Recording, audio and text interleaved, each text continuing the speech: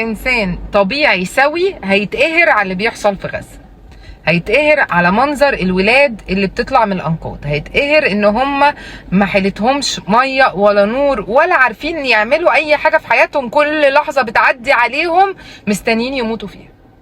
فربنا يحفظهم. مش هنزايد على ده، ومش من حقك تطلع تقول مين وضد واعملوا انفولو لفلان وهجوم على محمد صلاح، او ده مش مبرر، لان انت مقهور على حاجه تتصرف، لا تصلي لا تتبرع لهم، واللينك بسيبه لكم كل يوم على الستوري، وناس كتير بتحط وناس كتير بتتبرع، وانت مش عارف الشخص اللي ما بيتكلمش ده بيعمل ايه، يعني ممكن جدا يكون بيعمل خير ومش عايز يقول.